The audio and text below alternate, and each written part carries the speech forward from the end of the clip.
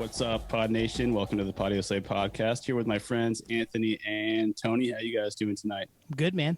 What's up? What's up? How you doing, Nate? You doing good? I'm doing excellent because we have a fourth person in the house today. Who's that? Who do we got here tonight? Yeah, me, Greg. Hey, it's Greg. Greg's back. Greg Greg Bergdorf. Greg Bergdorf, formerly Zebrahead. Are we? Hell yeah! Am I the first three-peat? You are. Yeah, you are. Sweet. You guys promised me that. Yes. Promised. Oh yeah, we haven't had anybody on twice, so you're the first. Oh, I'm way ahead of the pack now. Yeah, you got the big lead right now. You're the lead horse. Everybody else is chasing you. Under promise, over deliver. I wonder if can I be fourth before anyone is two? That's highly likely at this point. Yeah. Yeah, you signed the contract already verbally. All right. But we do keep our promises. Like you said, we're happy to have you back on. We're also happy to bring back the wheel. Nate's Spin really the happy. wheel. I'm so happy. Yes.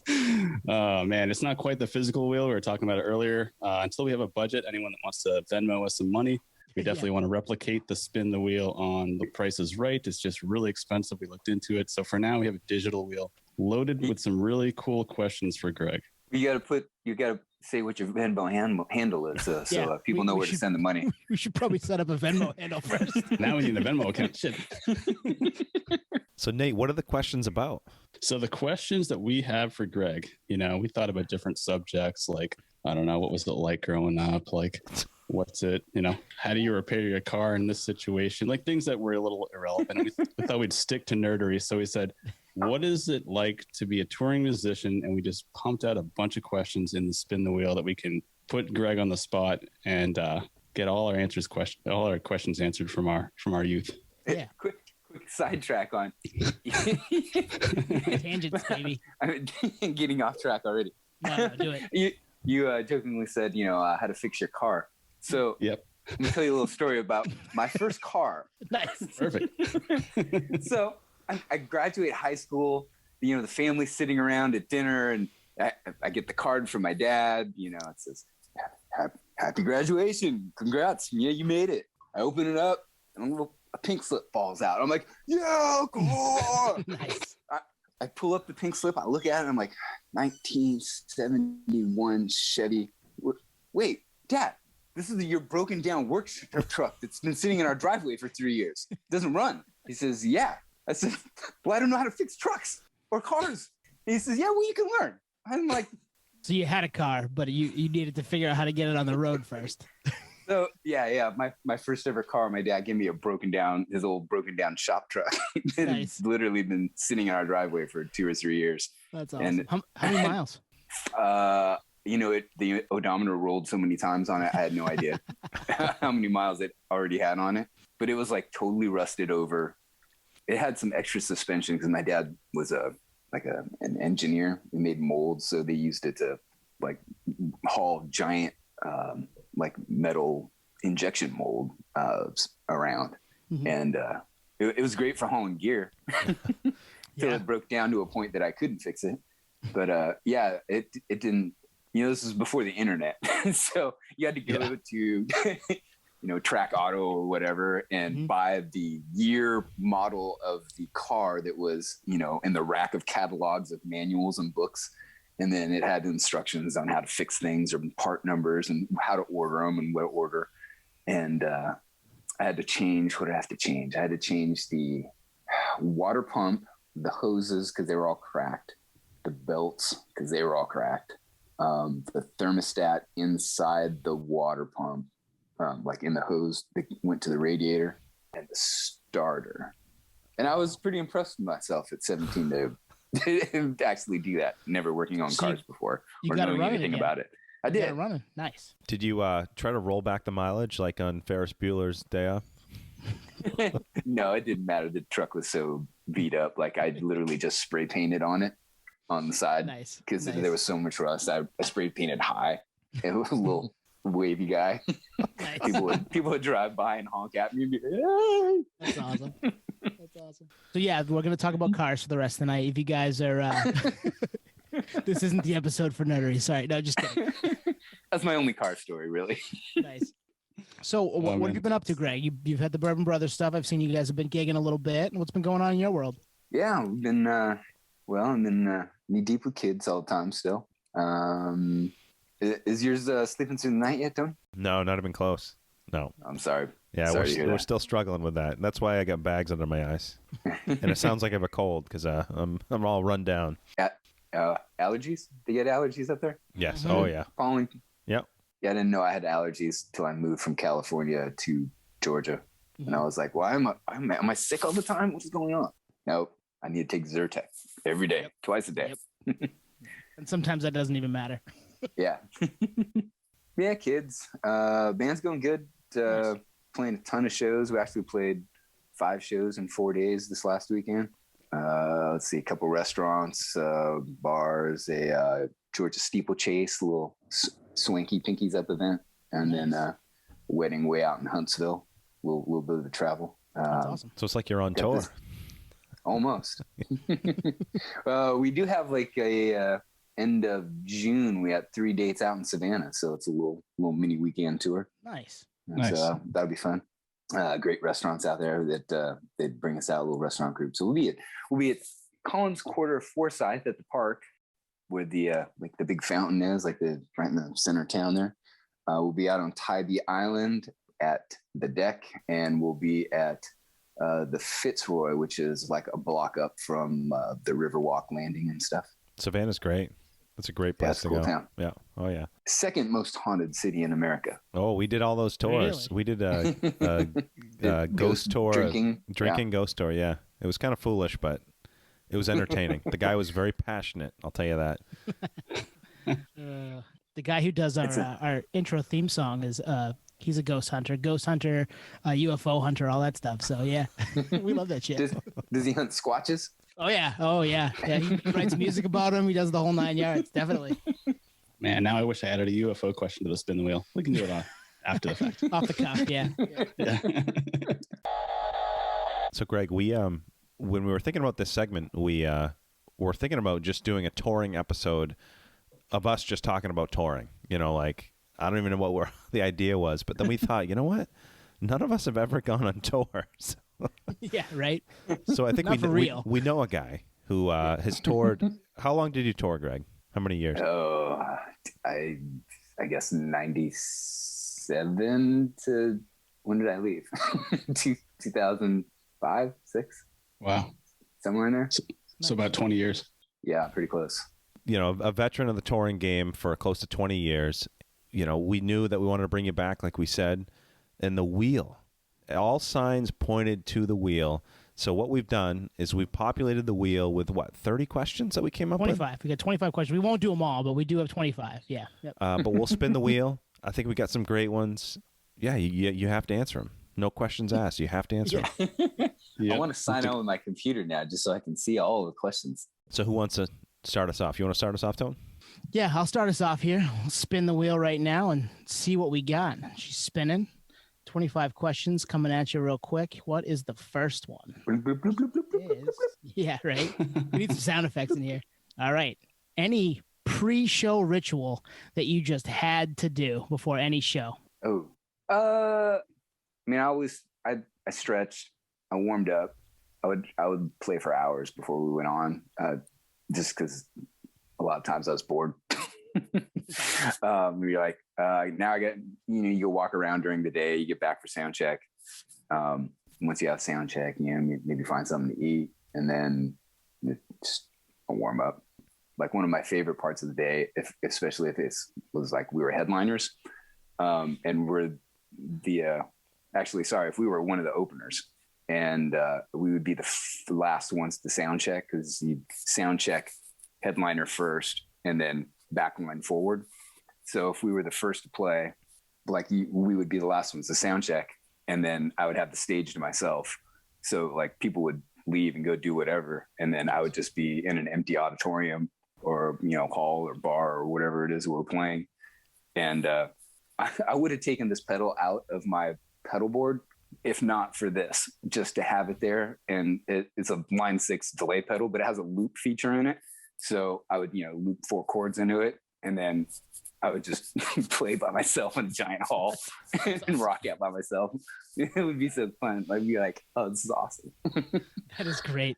But outside of the stretching, warming up. I would I would not start drinking until the first band went on, unless we were the first band, in which I wouldn't start drinking until doors. Otherwise, it could get out of hand. Like there was a time we were in Munich and we went to Hofbrauhaus and we were day drinking before the show. It's like I didn't make it. Oh wow!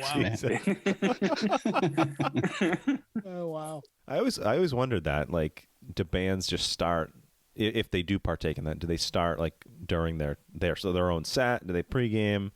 Because you got to be on your A game, especially for some of the complex stuff that you guys played on guitar. Yeah, definitely.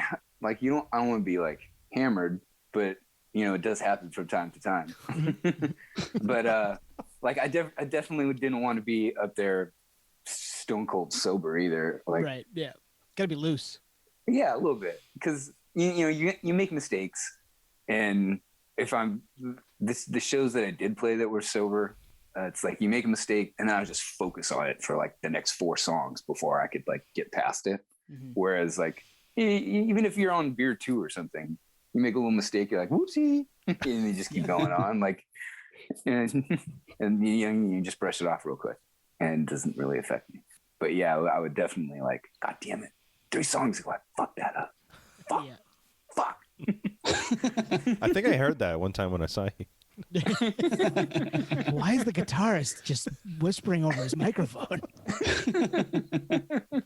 It's hilarious. We were talking about like when we play like billiards or darts or cornhole or whatever, like once you get to that 2 beer buzz, you start playing better, So I almost wonder like what you're saying, like you don't want to be sober, you want to get like a little buzz depending on the situation. So we can relate. That's the extent of what we can relate to. But yeah, other than I don't know if I'd say this is a ritual, but there was I don't even know when it was. We were on tour with Real Big Fish and Goldfinger and us and the first band. I think it was the Matches. And I'm sitting on stage watching Real Big Fish play after I'm done. And I see something fly through the air, and then it hits the back curtain and falls down. And I was like, what was that? I just saw Elmo fly through the air, didn't I? I'm a little buzzed, but I'm pretty sure I saw Elmo. I get up from where I'm sitting and I walk back behind the stage, and I'm like looking around, and there it is. Hey, Elmo, will you be my friend? And he's in my bag downstairs right now, actually. No way. You still have him? Oh, from that show on, the next show, like Elmo stood on top of my amp. So Elmo, it goes like the little strap that you pick up your amp by. He sits under that strap. I put his legs under there and I put him there and I give him a little fist bump before we go on. That's awesome. And if you watch our videos after that, he's on top of my amp for every video. If he's for photo shoots, he's either in my pocket or like he's somewhere you can be seen. Like he goes everywhere with me, even if he's on like vacation. Like I take him to my backpack with me. He was in my pocket for my wedding. You heard it here first. Check out all the videos. He's even on like the Bourbon Brothers stuff. He still sits on like he's my mojo. We hang out. I cannot wait to go back and like look for him now in different videos and like holy shit, I know Elmo. That's awesome. Yeah, somebody in Japan noticed that he was always there, and then they gave me like a second Elmo, like a newer one, because the one I had, like he's pretty beat up. Yeah, like I have to Sharpie his eyes back on every couple months because it's all worn out. And so now I have 2 sitting up there, but only one like really goes on vacation with me. Nice, that's awesome. Jeez, that's a good start right there. Yeah, that's so I guess that's a little bit of a ritual. Like Elmo goes with me. Definitely. Yeah. All right, who wants to read the next one? Nate, you're up. I'm up. Okay, cool. All right, spinning the wheel, baby. Woo. All right, Greg's got the noise covered for us. Ooh, all right. Ooh, perfect. You might have somewhat answered this because I think you do at least. But do bands practice a lot before tour? So basically, as a full band, rehearsal and so forth. Ooh. I would say that depends on the band. I know a lot of bands. I remember a lot of bands that just like meet there and start playing. Oh, wow. But it depends on the band. Zebrahead, I mean, when we all lived in town, I guess I was the first one to move out of town. When we were all there, even when we were home from tour, we had a pretty like, I won't say rigid, but like we were all in. Like we were very aware that like we were a working class band, and you got to keep the machine going. You got to keep writing new songs. You got to put out new records and keep the album cycles going. So we would get home from tour. We would take like a week, maybe 2 weeks off to just unwind. And then we'd be back at it. We'd practice Monday to Thursday religiously. Like, wow. Like it was a work week. Yep. And we take Fridays off and the weekend, and then back at it next week. I would say until I moved out of town, like we would just practice all the time. So it wasn't like we practiced for the upcoming tour. We were just practicing. Like we were writing, like trying to write new stuff all the time. After I moved, I don't know how much the guys practiced too, because Maddie was out of town living in Vegas. So I would usually fly in a couple of days before. And then the further it got on and like the set wouldn't change, I was like, can I just meet you guys in Europe? Like, I know the songs. I'm pretty good. Yeah. I remember them now. But they were like, yeah, we don't. Can we please practice? I'm like, okay. So I would fly in like the day before we were flying back out, and we just run through the set, and then some outlier songs that we would, with good intention, think we were going to add into the set, but we'd end up playing like the same 15 songs anyway. Yeah. Yeah, we've always wondered that because, like, I feel like every band we see sounds tight. You know what I mean? Yeah. And it could be just the acoustics. It could be you're distracted by the light show, whatever it may be. But that's interesting. And it sounds like you guys took it pretty serious, at least when you lived all in the same area. I mean, we still took it seriously when we were gone. I just, maybe me personally, felt like, come on, guys, we've been playing these MFDB songs for a decade. Like, we're really going to practice this? And then it's hard to change the set too, because it's like the super fans want to hear like, the B-sides and the deeper cuts on tracks that are, probably more of their favorites than say like the singles or whatever the videos were. Mm-hmm. But, 90% of the crowd is probably like their first or second time seeing you, or, third or fourth. Or it's not like, there's a handful of people that come to shows that are like, yeah, I've seen him a dozen times. I'm traveling, 300 miles, and we're going to go watch the next week of shows. Like, there's a few, but there's not a lot. And it's like, do you try and make those 24 people happy, or are you trying to make the other, 700 people that came out to you to see the show happy, to play all the songs that like they recognize and know? So it was always like a weird juggling, balancing act of like what you as an artist feel expected to play versus what you can slip in there without trying to be like so weird that like, I remember seeing Sheryl Crow live, and she played, what was that first big hit she had? The All I Want to Do. All I Want to Do. Yep. And she played it so weird. I was like, the song's unrecognizable. Like it turned me off to, it's like, I get it. You're probably sick of playing the song. I get it. But come on, man. Right. I haven't heard it. I haven't heard it. Like, I wanted to hear it this way. And I got some weird avant-garde version of it. Like Yoko Ono produced it, where I was like, God damn it. What is this nonsense? I love that you've been on both sides of that.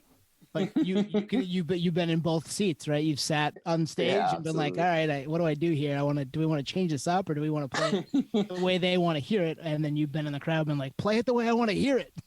Yeah. I was going to say, as a fan, like, I think the only time I ever enjoyed a different rendition is if it's just a faster tempo, because it's more punk rock. But in terms of like rearranging the song altogether, like Bob Dylan does that, it's annoying. Yeah. A few other bands I've seen do it. It's just like, I guess it's time to take a pee.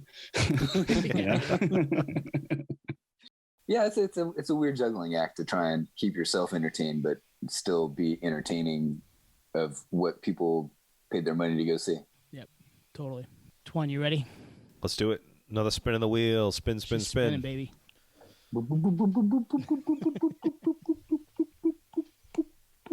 Ooh. All right. This is a kind of a unique one. So when you tour internationally, do you bring your merch with you, or do you have your merch made where you go? And this is like a deep cut nerd question. That's a very, very astute business question. At first, we were bringing literally boxes upon boxes of shirts with us.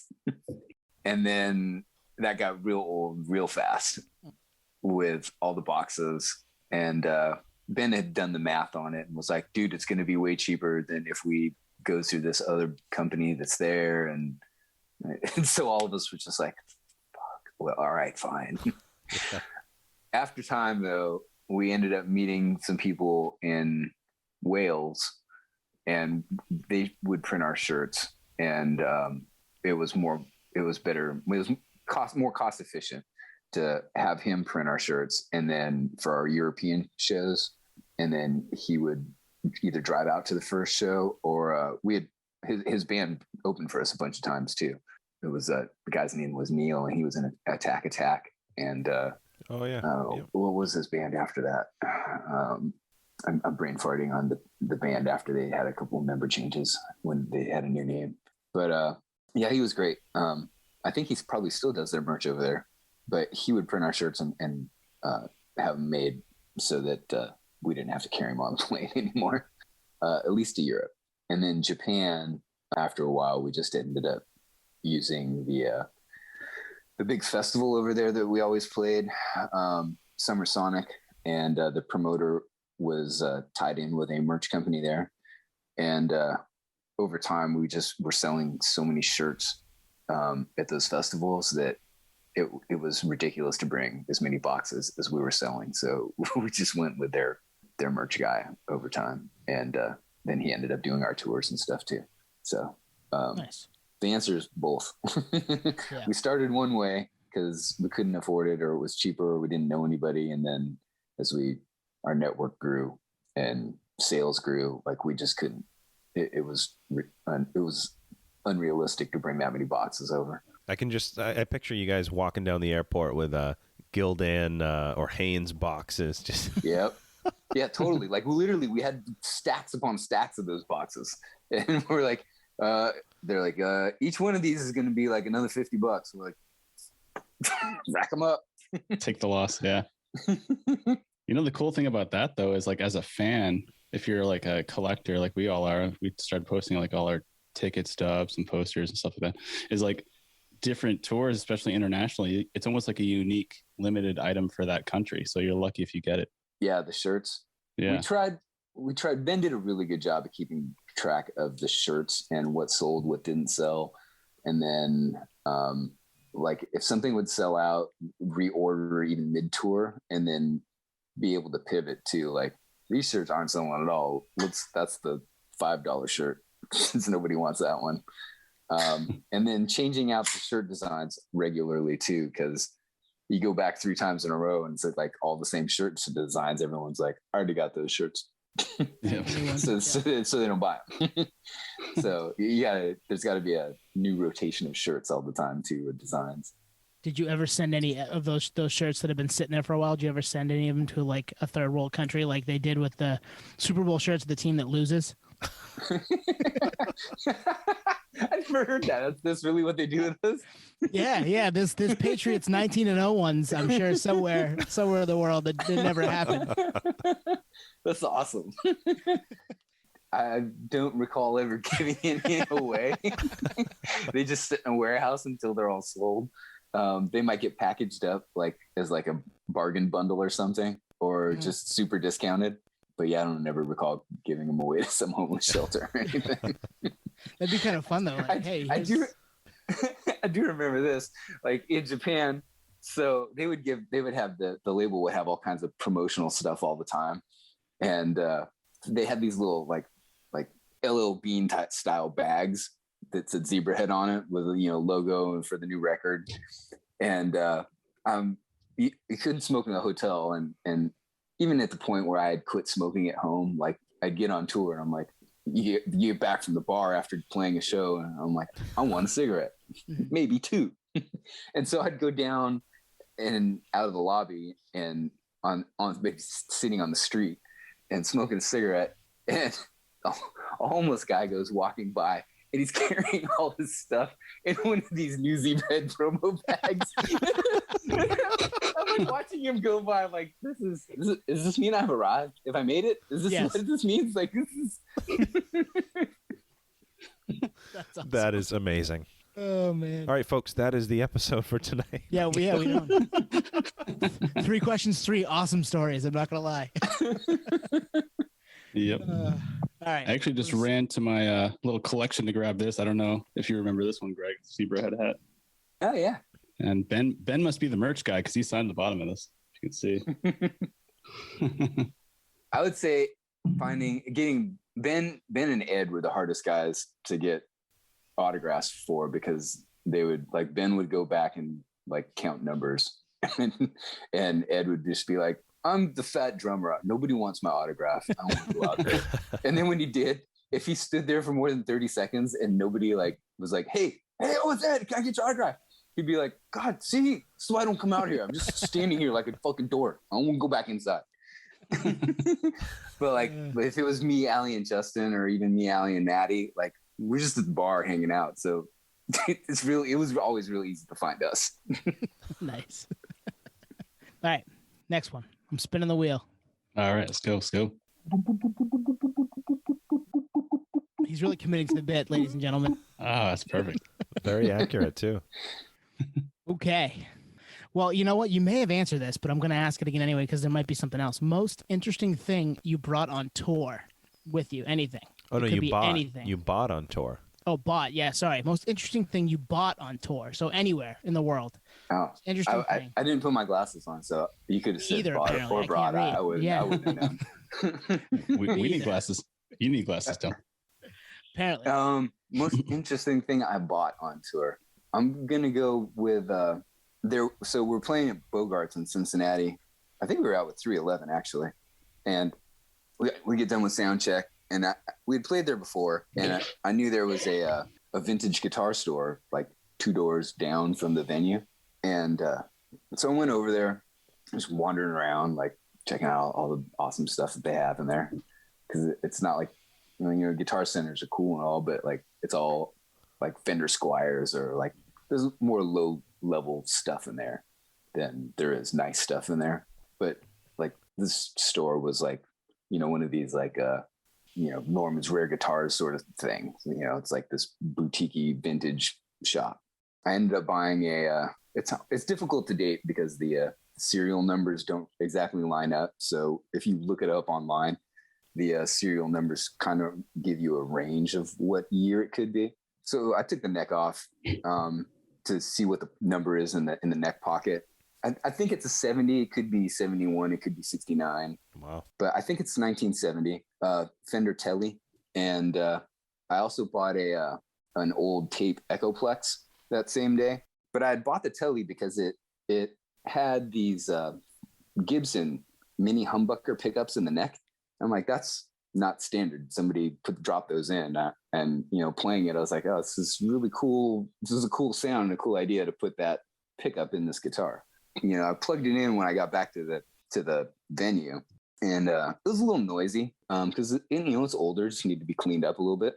So I called my rep at Seymour Duncan Pickups at the time, and I told him the story, like, hey, I got this new guitar, I just bought it, it's vintage. They got these old pickups in them. I took a picture of the back of the pickup, took it out, like it got the serial number on it.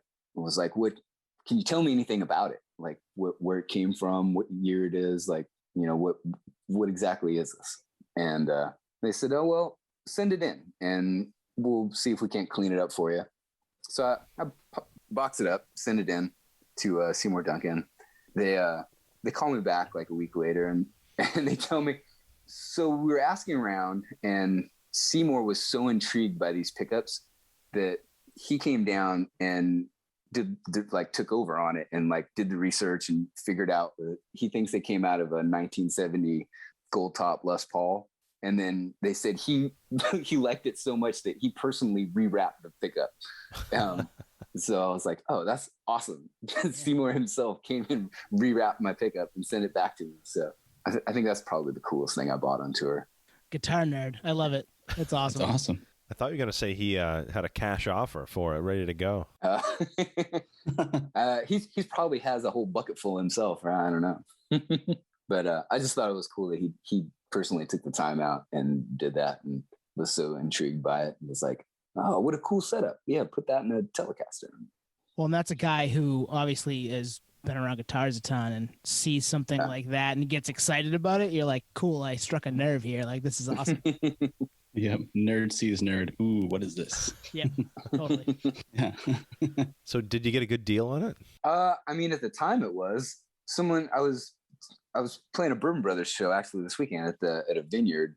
And when we're done playing, somebody wanted to talk guitars with me because my L4 is, I mean, I want to say it's rare, but like it's a pretty cool talking point guitar. Like if you're playing guitar, if you're a guitar player, and you want to know like what other kind of guitars I had, and, you know, outside of this one, what would be the coolest one I have. And so I told them that story with that Telecaster, and then I was like, or I mean, just my custom shop Les Paul. I actually told them a story about a coolest guitar that I didn't get too, which was I went to go hang out with Cameron Webb in LA for a day, and because he was recording Motorhead, and he was starting guitars with Filthy Phil, and so I forget what studio they were at. It was I want to say Ocean's Way, because it was the studio. I think it's Ocean's Way that who's the crazy guy that did Ramones and Phil Spector. Mm-hmm. Fired a gun bullet through the wall in the studio, and they left a bullet hole there. Oh yeah. I think it's Ocean Way because it was that studio, and I was like, I want to see the hole. Where is it? Phil had this old Explorer in his guitar rack, and I was like, oh, badass. How much you want for it? Or I was asking him what year it was first, and he's like, I think it's like 70 something. And he's like, I hate the thing. I don't even play it. I don't know why I brought it. I was like, oh really? You don't like it? How much you want for it? And then he gave me a number that was like $4,000, $5,000, where it was and low enough to where I was like, but it was high enough to where I was like, no. You know, it's like on the fence. I was like, let me think about it. He's like, all right, you know where I am. And I didn't get it. And I ended up later that week ordering from the Gibson Custom Shop a new Explorer and a custom shop Les Paul. And when they were done building it, like 2 months later, I get them, and they get shipped in. And I open up the Explorer, and I was all pumped and excited. I was like, fuck yeah, new Explorer. And I pull it out of its case, and the Explorers, I don't know if you guys know it. I mean, it's a freaking tank. The thing's got to weigh like 15 pounds. Like it should be a heavy guitar. Like the kind that hurts to stand up and play with for more than 10 minutes a time. And I pick it up, and it's super light. And I'm like, what is this bullshit? And so I look it up online, and all the new Explorers, like they routed out holes inside the bodies. They call them tone chambers, but they just made it light. And it doesn't sound like the old 70s and 80s Explorers sound, because it doesn't have that same weight and that same wood to it. And I was like, God damn it, I should have bought Phil's. Yep. Well, hit him up, man. Maybe now's the time. He probably wants $20,000 for it now. Yeah, at this point. Hey, maybe he's listening right now. Yeah. Hopefully. Phil, cut me a deal. And the whole time you're saying, I couldn't help but imagine the Wayne's World scene where it's in the glass case. Oh, it will be mine. It will be mine. Yeah. Yeah, I should have bought it. I blew it. Nate, you ready? Yep. I'm ready to spin it. She's spinning. Nate's favorite wheel. Here it goes. That one didn't spin very long. Ooh. No, that was quick. Ooh, here we go. Does the wheel need to go around one rotation for it to be legal to spin? Yes. Same as Price is Right. Yep. We make the rules here. All right. Let's see here. Name something about touring the fans wouldn't know. I love that. You've already answered this question like 7 times today, but there was another one. You're not allowed to take a number 2 on the bus. So if you wake up in the morning and you need to go and the venue is not yet open and you've got something happening because you drank too much the night before, it could be a bit of a problem. Yeah. Where you're like, you wake up and you're like, oh God, help. And then you get outside and you look around, you're like, what city are we in? Where are we? Have I been here before? Where's there a Starbucks? I know there's a Starbucks here. I think it's like 3 blocks over. I'm not sure if I'm going to make it 3 blocks. This could be bad. But no number 2s on the bus, which at times could be a difficult problem to deal with. Yeah. So unless you're Dave Matthews Band, then you just dump it over the bridge. Boy.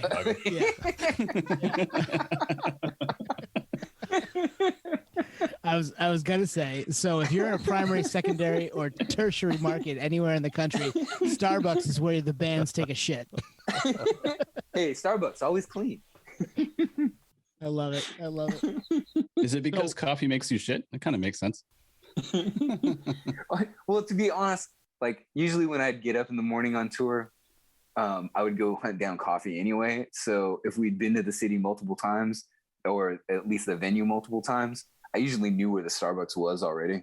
So like I'd get outside and be like, where are we parked in relation to the venue? And then be like, all right, that way. 2 birds, 1 stone with that, right? Yeah. Coffee and you utilize the facilities. It would probably be even worse if you were like in a van together. Ooh. Actually, no. Well, we never slept in the van. So the van, we would get hotel rooms. So you just wake up in the hotel room, drop one off before you get back in to get to drive to the show. That's good. You weren't sleeping in the van, and then also trying to take a dump in the van. That would have been bad. Man. Well, there was the RV too, and that was another one where you're like, no deuces in the RV, even though it was like you guys were driving. Like we always drove ourselves with the RV. We never hired a driver. You could take a dump in the bus, but the bus driver usually charged you like $400 or something because he didn't want to clean it out. And if you didn't clean it out, then you're just driving around with the shit in the tank, and then it stinks the whole time. And then you got 12 other dudes looking at you like, did you really just do that? Fuck, now we got to smell that for the next 8 hours. God damn it. Yeah.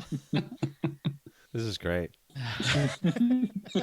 Of all the things I thought of for answers for that question, that was not one of them. No.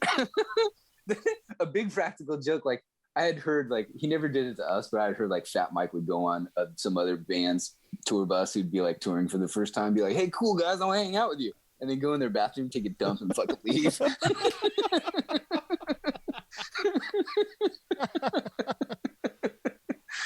That sounds on brand for him. Initiation right there. That's initiation. Right? You are now part of the fraternity.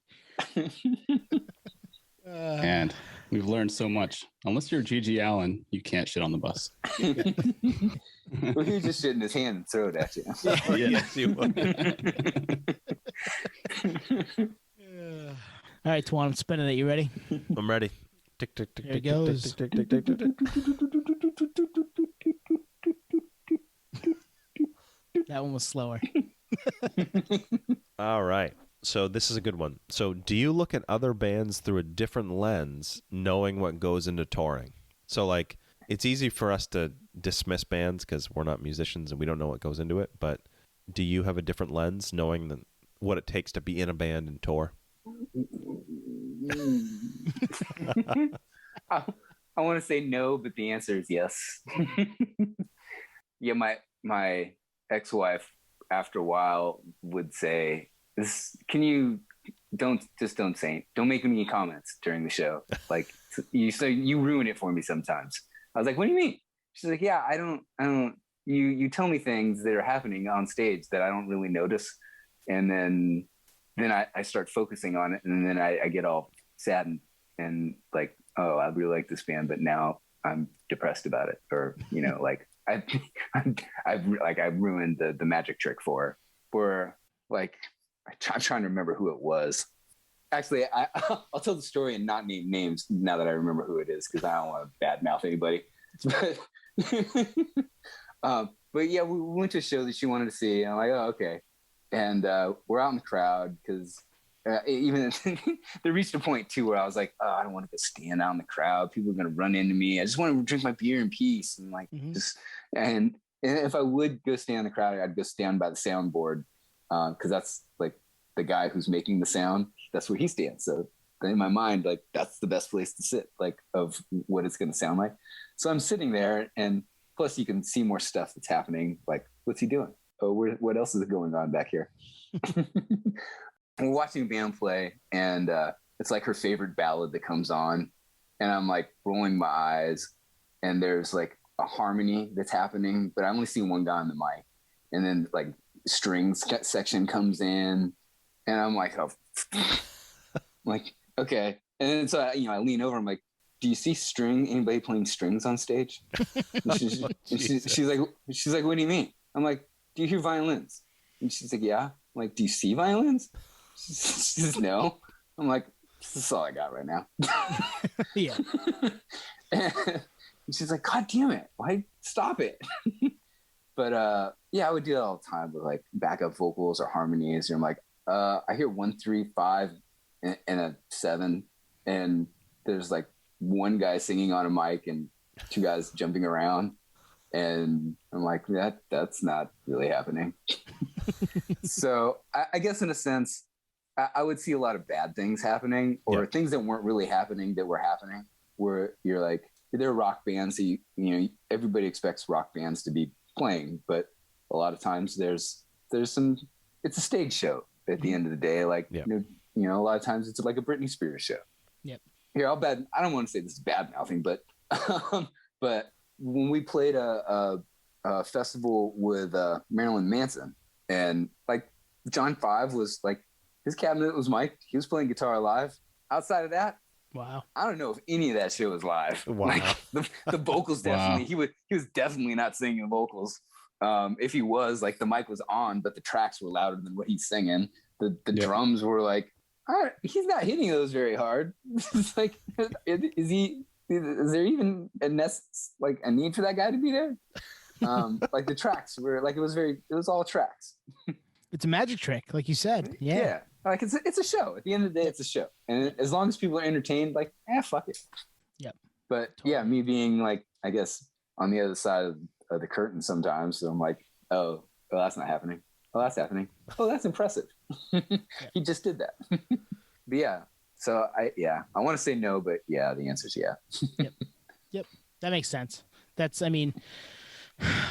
We pay attention probably more than most, but still there's so much that I don't know what's going on up there. Like, I could stand next to you and you'd be like this, and I wouldn't even know that. And I've been to, I don't even know how many shows, hundreds of shows. So. And you never go back to a show. I'd be like, damn it. Greg ruined shows for me. I'm sorry. Nah, you won't. Don't worry. I love that shit. Yeah. There's something to be said though about, you know, the difference between pop music. Like you almost kind of expect it, like the whole Ashley Simpson on Saturday Night Live when, right. Yeah. You know, the auto track kept going. She hadn't even started singing yet. And it was like, oh, okay. It's almost like forgivable because I hate to say it, but it's a different genre. When it's rock and roll, you're like, wait, you don't practice, or you don't care enough to carry out your notes or whatever it is. So some of it's with age. I think Bono, he lost his voice on stage in Germany like 2 years ago. He was still singing, but like the progression part of the song where he's like actually holding his voice like is a voice track. And you're like, oh, well, he is like 57 or 9, whatever. Yeah. So I guess it's okay. But to your point as a fan, you're like, yeah, I remember on the Zoo TV tour, I saw a clip of where they had started a song. And I think that, you know, Zoo TV is right about the time when they started playing, you know, because it's just the 3 of them, 4 of them. Yeah. And there's way more stuff happening in those songs live now than just, you know, those guys happening. Or, you know, right about Zoo TV, like it stops becoming just like a rock band. Like it starts having all this other stuff happening. And so they were playing with tracks, right? And I remember the tracks got so whacked out, like a minute into the song, they were just like, stop. Stop. Yeah. Sorry. It's not the solo yet. Sorry. We're going to start over. You're right. They're a perfect example because they were obviously started off small and turned into the one of the, if not the biggest band in the world at many points in their career. And they're legit stage show with all these other things going on to probably kind of distract you from some of the things that aren't actually happening on stage. So yeah, it's crazy. All right. We ready for another one? Yeah, let's do it. These are Greg, good questions. How long did it take you guys to think of these? We had probably not been long. talking about them for a little while. Yeah, not too bad. We outsourced a little to our wives and friends and stuff too. So yeah. Spinning the wheel. Let's do this.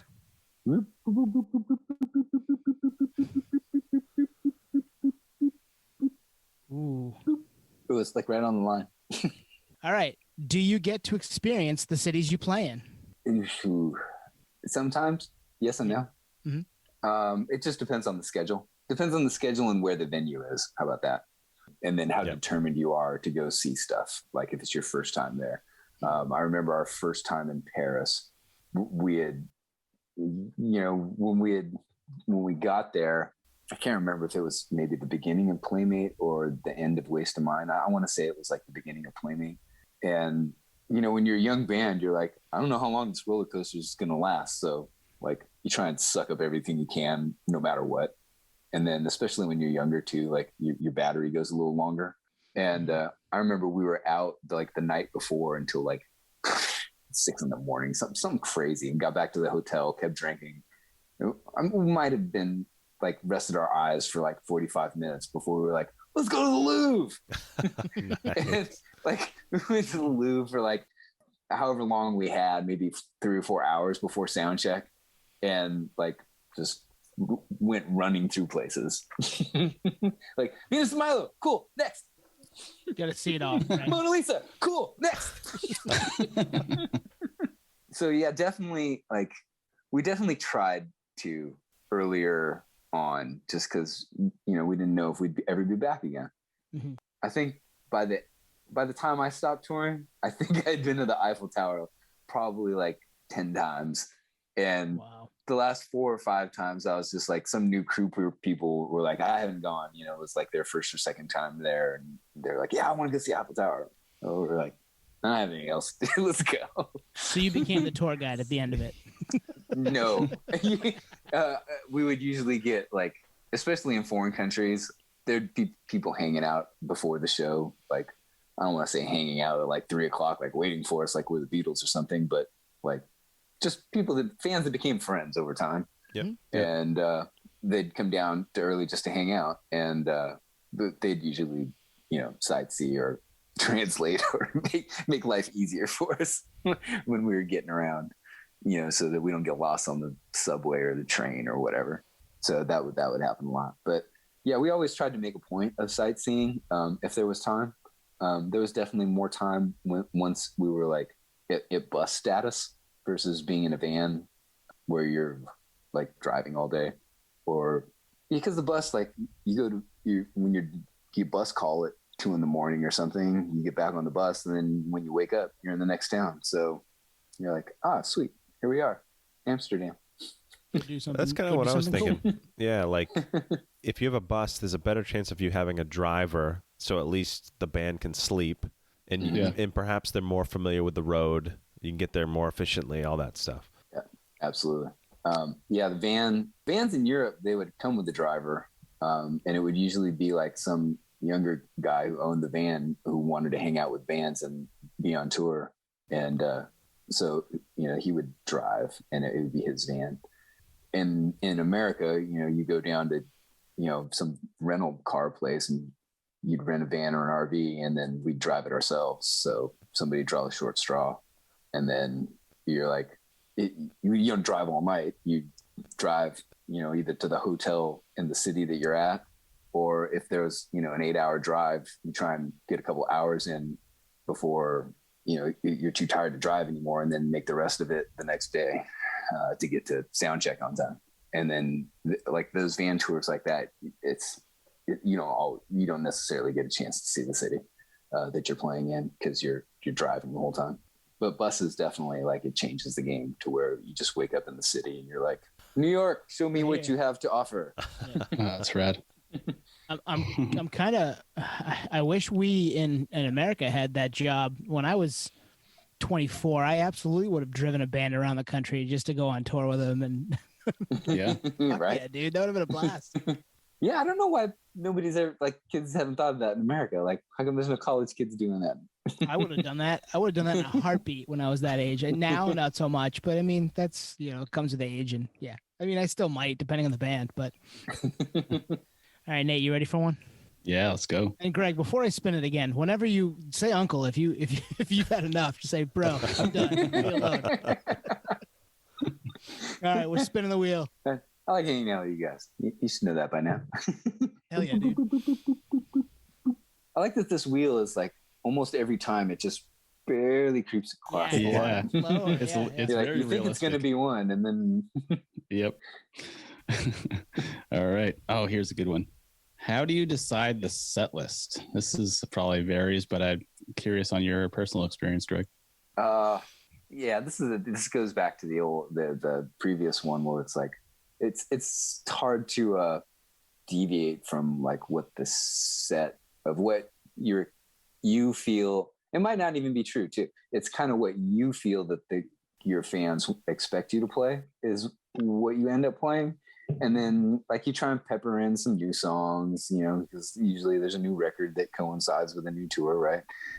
So whatever the single is off of that record, you play that one.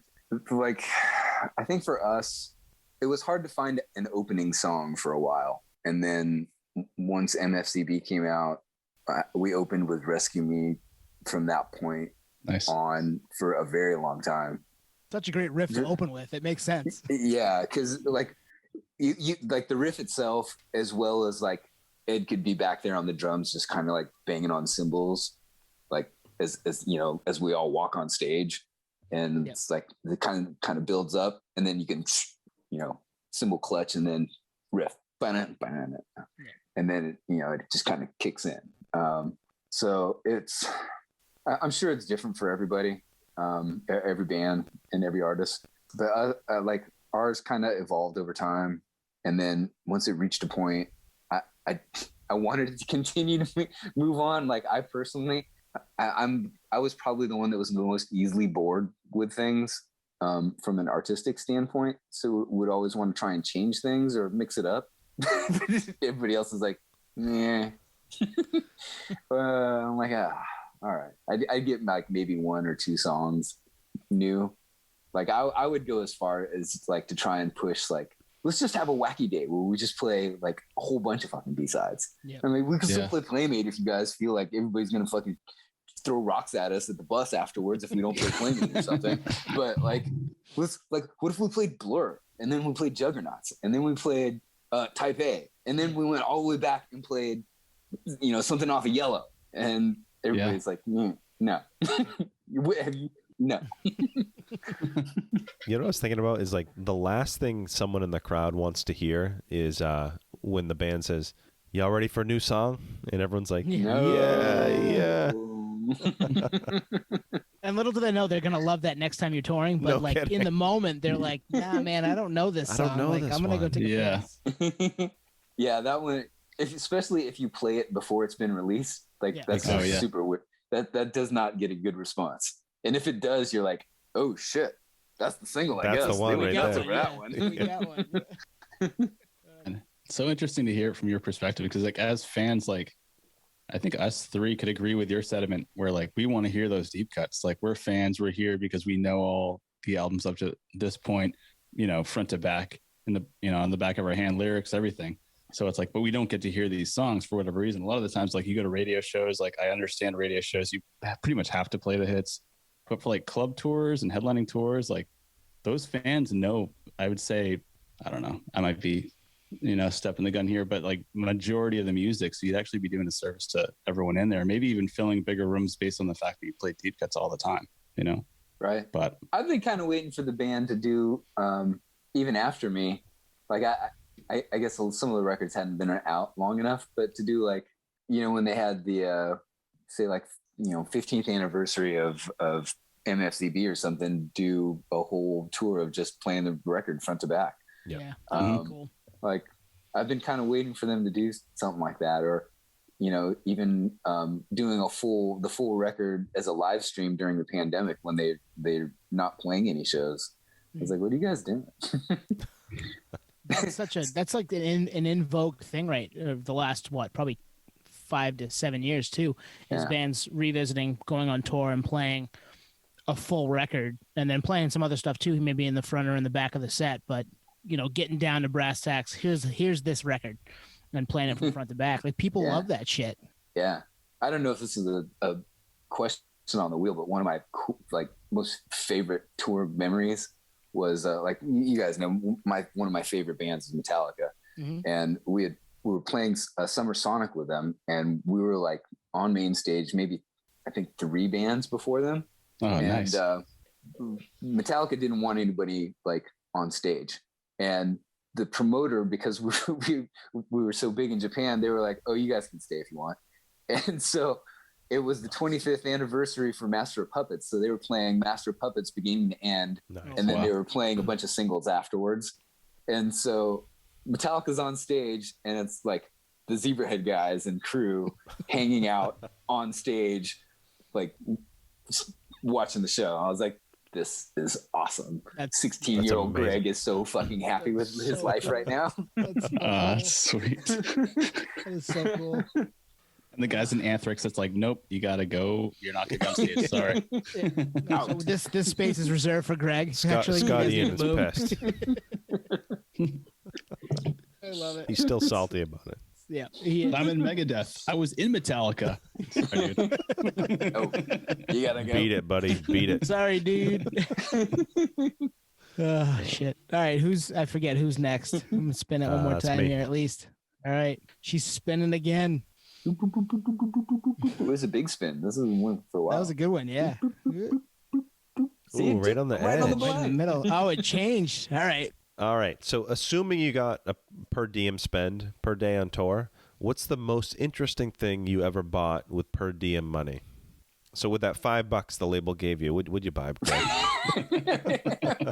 Instead of food, I mean, like Subway, something else. Honestly, I'm trying to think of, like, we might have got PDs on like one tour in the very beginning, and the only thing we ever bought with it was beer. Like we spent it at the bar. Like it was never more than like $10, $20, like tops. I don't even remember what it was definitely not enough to do anything fun with. Right. Well, beer's fun, right? Yeah. Booze is fun. Yeah, what beer did you buy? I need to know. Red Answer Dog. the damn question, Greg. At the beginning of touring, I would have been a Budweiser guy. At the end of touring, I would have been a Guinness guy. Nice. Or if they did not have Guinness, it would have been just Jack on the Rocks. Smart man. So you get one Jack in the Rocks with the. But yeah, we gosh, I don't even think we gave our like text PDs like in the end. Like, that's your salary. What do you mean you want PDs? You get this much a week. Use it how you see fit. We want to do kind of a lightning round, like a quick response type of thing. One more time. Yeah, we can go around one more time. We'll keep them. I mean, we'll keep them as quick as we can keep them, right? Right. Yeah, exactly. You never know. I'm spinning it again. I think this is me. That was kind of jumpy. It's making my eyes hurt. Like, Sorry. It didn't spin. Sorry. It didn't spin smoothly. This is a good one for a lightning round one. Favorite venue or venues you played over the course of touring? Oh, wow. Yeah. Small, medium, large. Might as well draw that. Damn it, Nate. Stop. Okay. Large, I'm going to go with Chiba Marine Stadium. It was the baseball stadium for the Yakult Swallows in Tokyo. Nice. I just thought that was awesome to be like playing on a giant stage in a baseball stadium, like looking out and, all the seats. I'm like, this is pretty cool. And like, we would come in through the outfield wall too. So it's like, that's fun. We'd be in the back, like pretending to rob home runs up against the wall before we went on and stuff. I always wanted to bring like a wiffle ball and like play back there. Nice. That would have been a blast. So big, I'm going to go with, Chiba Marine Stadium. Medium, I'm going to go with Chicago House of Blues is really cool. It always felt like an old opera house to me with I think it's got 3 or 4 levels on it. And then it's got the foundation room. And like from stage, you could always backdoor to so many different places and just pop into places where you're like, boom, I'm in the balcony, I can watch the show. Boom, I'm out in the crowd. Boom, I'm in the foundation room. You're like, it was always like, ooh, there's so many secret ways to get around in here. And then the venue was always really cool itself. It always sounded great on stage in there. So I'm gonna go with Chicago House of Blues as the medium. And small, I'm gonna go with I don't even remember the name of the place. It was in Turnbridge Wells. It might just be called Turnbridge Wells. But the place, like the first time we pull in, like it's in a park, and there's this outlier building in the park, and you got to wheel your crap across this grass field because the parking lot is, you know, a couple hundred yards away, and it always sucked trying to get your shit across there, right? And then you get inside, it's a tiny ass, you know, structure. There's no air conditioning. There's no toilet seats on the toilets. There's like, you can't, the sinks to wash your face or anything or brush your teeth. You're like, what is happening? Like it's a little push button on the water. So like the water's done before you're done brushing your teeth or washing your face or getting the soap off your eyes or something. And you're like, what, this place is such a shithole. Why are we here? And the cap couldn't possibly be more than 250, 200 tops. Wow, tiny. And the backstage behind the stage was it was basically a glorified closet. Like some of the beer league hockey rooms are way bigger than that was. And to get to the backstage, like you have to go on stage to get backstage to go through there. Like you have to go. So if you're hanging out backstage while the openers are on and you want to go out to do something, you like gotta walk through their set. That's amazing. That's amazing. Get out, guys. Here's Greg. He's gonna pee. Sorry, guys. But the place would always be sold out because it's so tiny, and with no air conditioning, the place was just like sweat is dripping off the ceiling and the walls, and it was really gross. It sounded utterly horrendous in there. But the place would always go off because it was so packed in. It was so loud that like it would be nonstop stage divers. You know, it was just a parade of people on stage and jumping back off. Like that's it was awesome. Just a dirty club venue that it was always a good time to play there, even though essentially it sucked, but it was just awesome because it sucked so bad. The energy was off. Yeah. We love that. We love shit like that. That's awesome. That's fun. Dirty, dingy, basement sweaty baby, clubs. Yeah. All right, Nate. I don't even know if I'd call it a club. I don't know if it's true or not, but I think some kid had told me like, yeah, it used to be the public bathroom for the park, but then they got a new public bathroom, so they didn't know what to do with this. Wow, it all makes sense, Greg. Thank you for that. It all makes sense. This is where all the bands come to shit because they can't shit on the bus. Yeah, they can't shit on the bus. The full circle moment. Full circle. The full rotation. Speaking of full circle, here it comes. Spinning the wheel. Is that a full rotation? Full rotation, baby. What do we got here? All right. Festival/venue that was a dream come true to play. In other words, somewhere you always wanted to play as a kid. For a venue? Mm-hmm. Or festival. Yeah, it doesn't have to be or a venue. Festival. Yep, or festival. I'll go with both, actually. The first time I went to the Whiskey, I went to go see one of my dad's friends' bands play. Like he was like an employee at my dad's shop, and he had some 80s metal guitar band. And I was like, I would jam with him when I was a kid every once in a while. They're like, yeah, keep going, man. And so I went to go watch this band play at the Whiskey Go-Go, and the band after them that was the headliner, me and my dad stayed, and like halfway through the set, I was like, holy shit. Like Michael Anthony from Van Halen walked on stage and played a song with him. And I was like, I had never seen Van Halen before. So I was still like maybe 12 or 13 at this point, and hadn't been to like a real big concert before. So I hadn't seen Van Halen yet. And I was like, oh, that's amazing. And I was already like pumped being a kid going to the whiskey for the first time with, just like all the history that it has of all the bands that have played there. So when we played the whiskey the first time, I thought that was pretty cool. Like, oh man, this is awesome.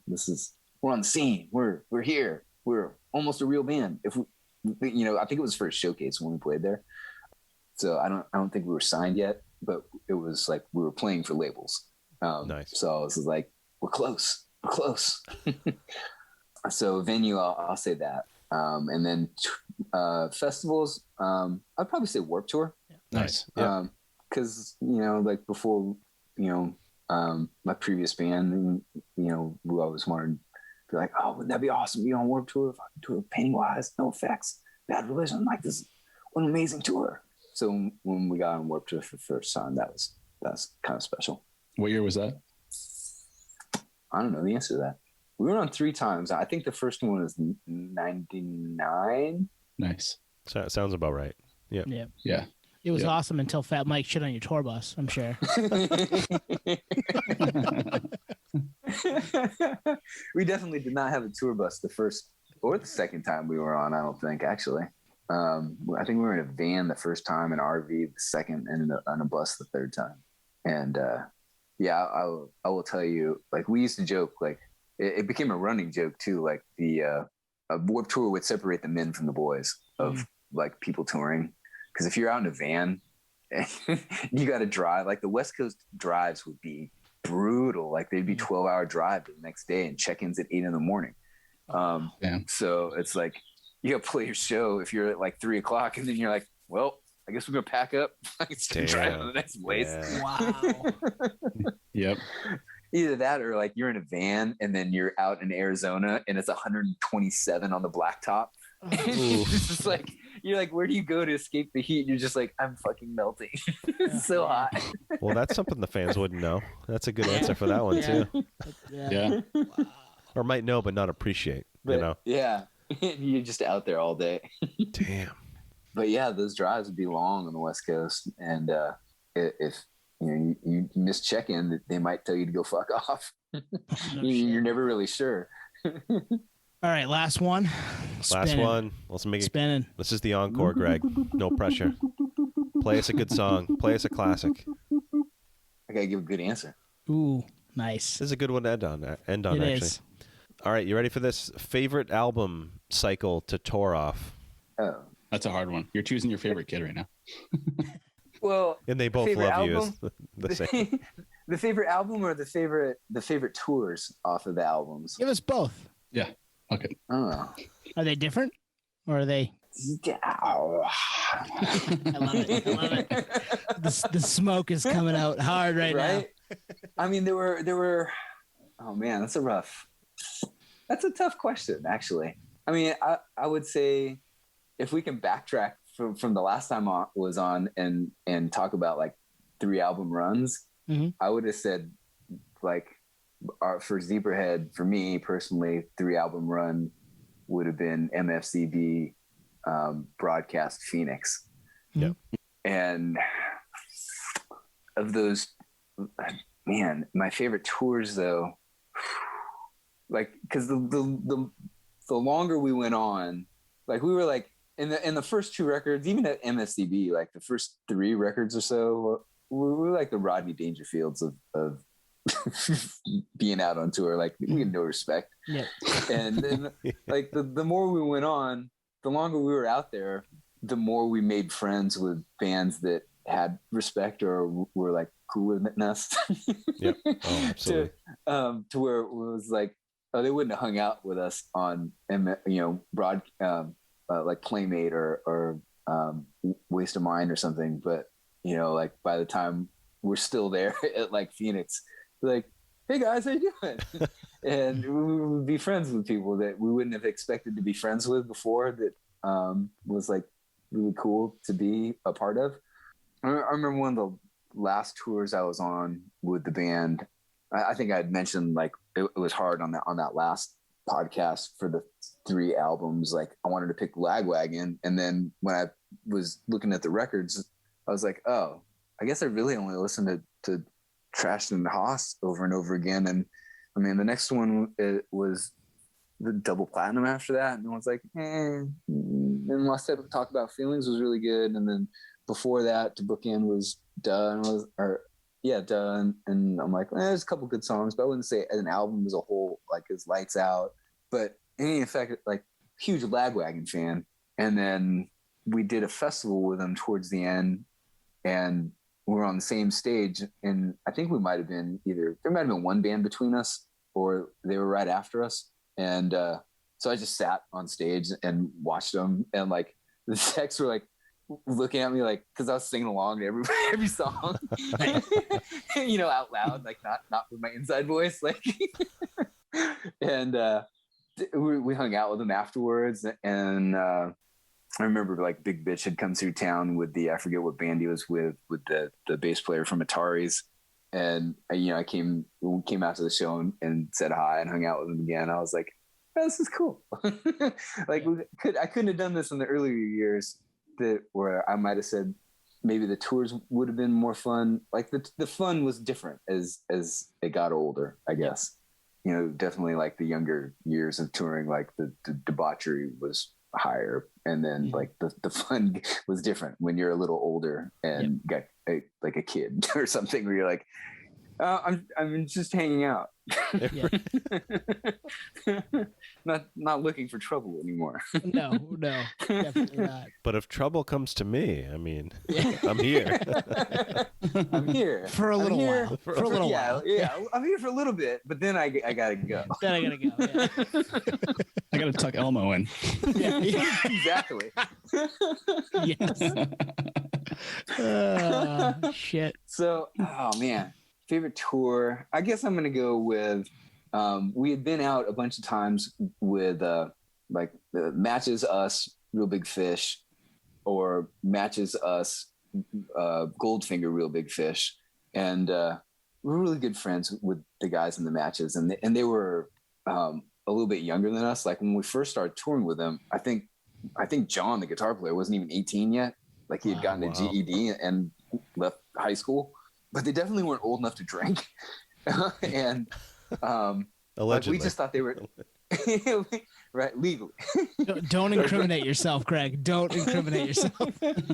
But we loved that first record. We thought they were so talented, and are talented, and so like we took them out on a couple of tours that we headlined, and we took them to Japan, and on I think it was the MFCB record, and I think that was like that tour was probably the maybe the height of our success over there, to where like we're doing radio shows and like radio interviews in between shows. We're doing morning shows on like national TV where they've got us, doing the wacky, stuff that you would think is like you picture in your mind of Japanese game shows type stuff. Nice. And like we would do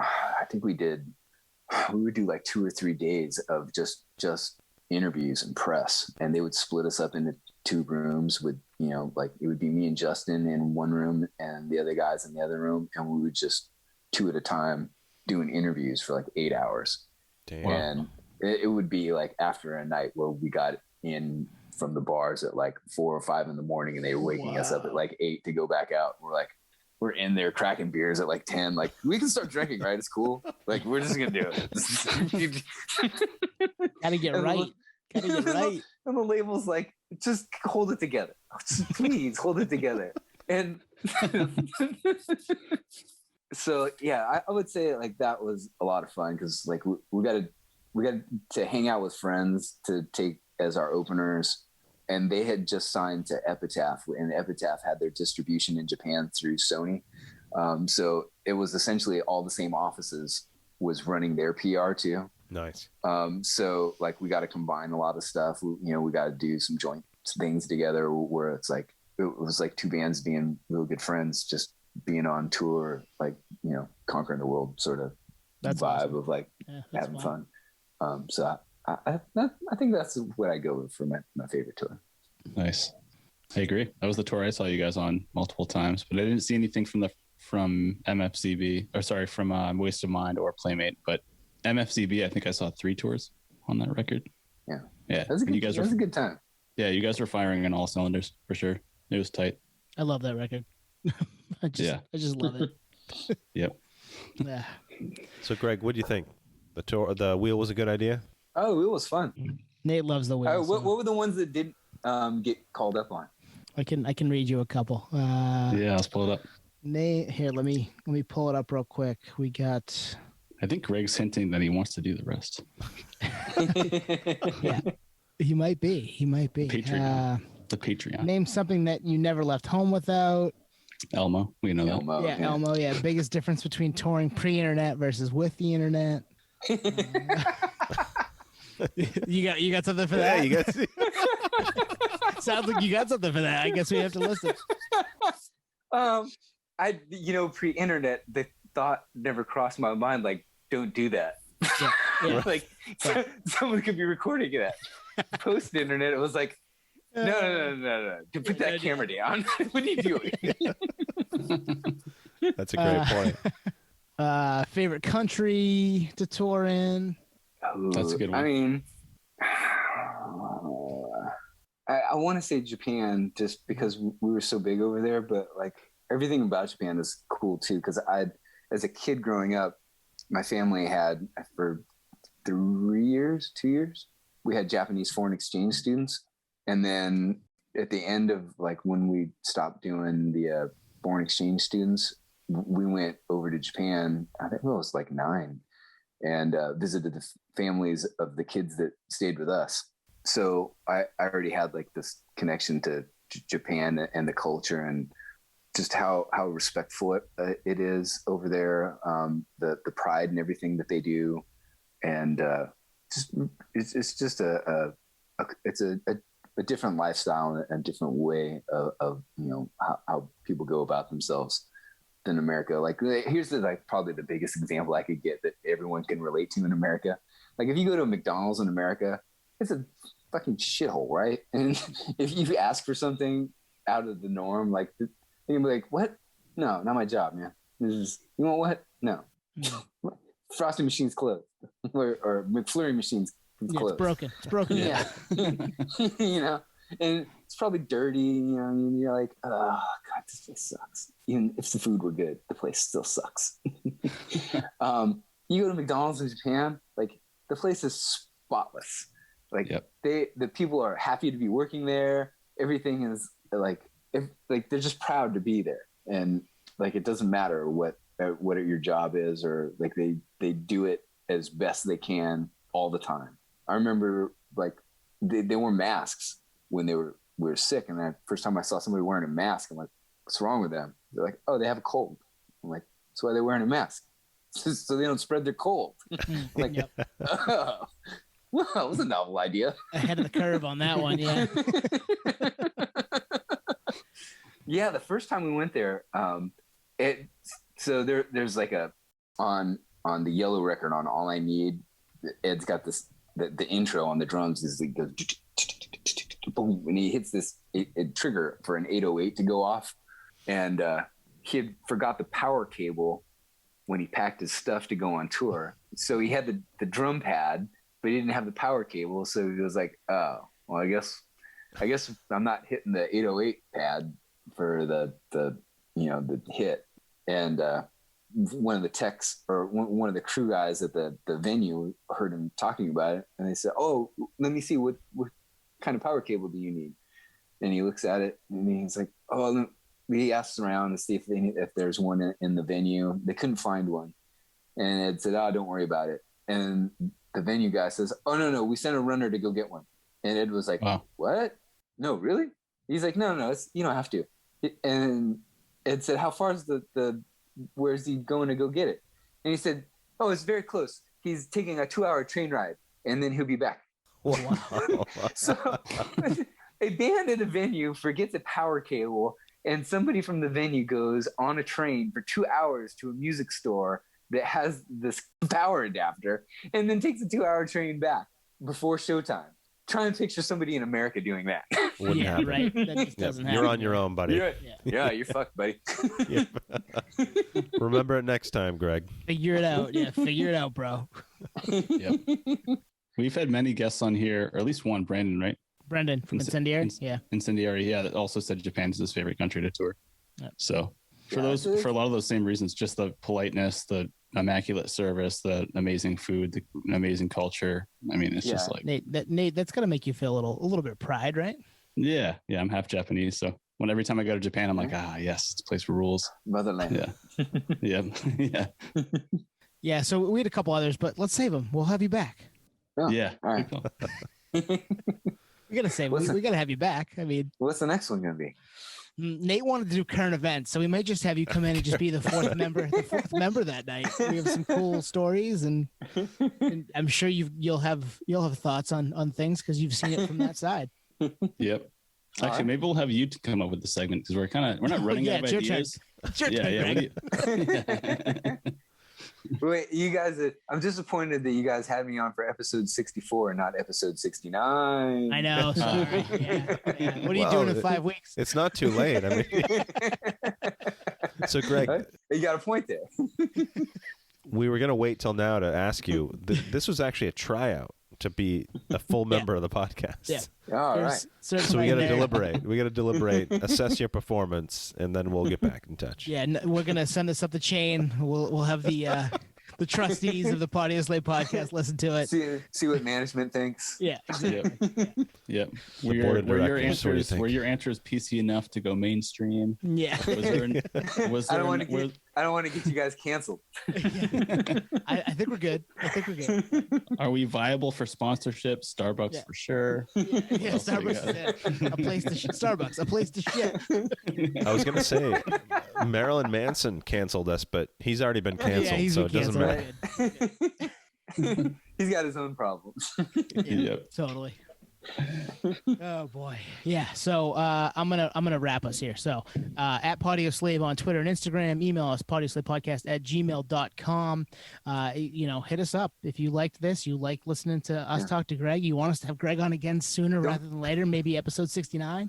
Don't forget don't forget the Venmo. Yeah. Oh, and I'm gonna make a Venmo and I'll just post it. I'm just gonna start posting it at the bottom of all of our social media. You want to kick Cash $1 app. to us? We'll do it. Yeah. Yeah, it's so Greg can get that guitar. God damn it! Yeah, We're gonna buy the guitar. We're gonna start a GoFundMe for Greg to get that guitar. That was a fun one, guys. Lots of fun. Awesome. We'll see everyone next week. And Greg, we appreciate it. Yeah, thanks. Awesome. Greg. I had a great time as always. Peace. Yeah, this was a blast. Body of Slave, where nerd dreams come true. Yep. Cheers, everyone. Cheers.